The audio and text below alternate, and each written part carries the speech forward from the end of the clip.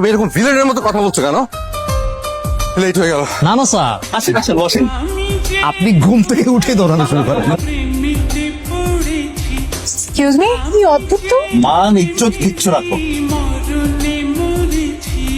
এই যে শুনতে পাচ্ছেন? ম্যাডাম এমন মোলায়েম করে ডাকলে ঘুমটা আরো সাকটা ধরবো। ঠিক করবে না ডাকতে হইব। এমনি আমি দেখাইতেছি। না না দাঁড়ান, ঘুমন্ত মানুষকে কখনো চিৎকার করে ডাকতে হয় না, আস্তে আস্তে ডাকতে হয়। শুনতে পাচ্ছেন? হ্যালো, আমরা চলে এসেছি। কোথায়? অফিসে স্যার, উনি আমাকে অফিসের নতুন ম্যাডাম, নতুন জয়েন করছে। আর আপনি পুরো রাস্তা ম্যাডামের কান্দে মাথা রেখে ঘুমাইছেন। Sorry sorry.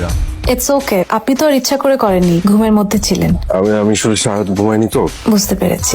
ও, আপনার সাথে পরিচয়টা হয়নি। ও আমার নাম মুগ্ধ। আমি প্রজাপতি। প্রজাপতি প্রজাপতি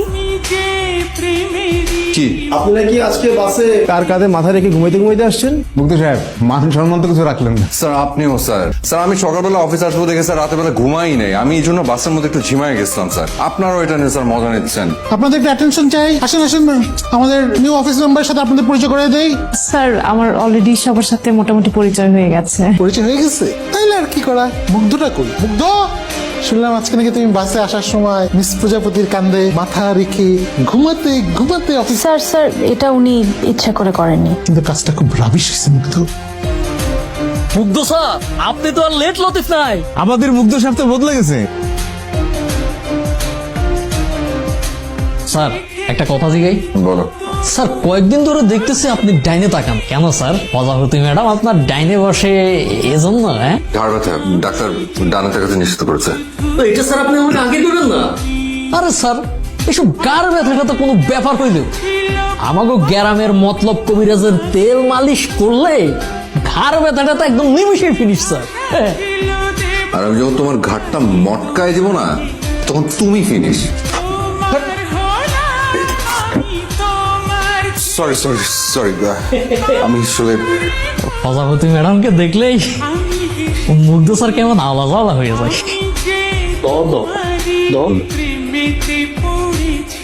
ক্রিকেট পছন্দ করেন? সাকিব না তামিম? সাকিব।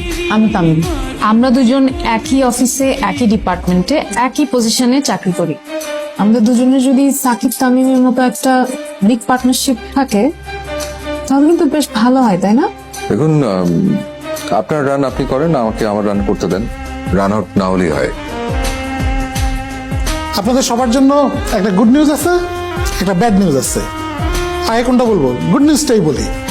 গুড নিউজ হচ্ছে যে আগামী সপ্তাহে আমরা অফিসের সবাই মিলে পিকনিক অর্থাৎ বনভোজনে যাচ্ছি। আর ব্যাড নিউজটা হচ্ছে যে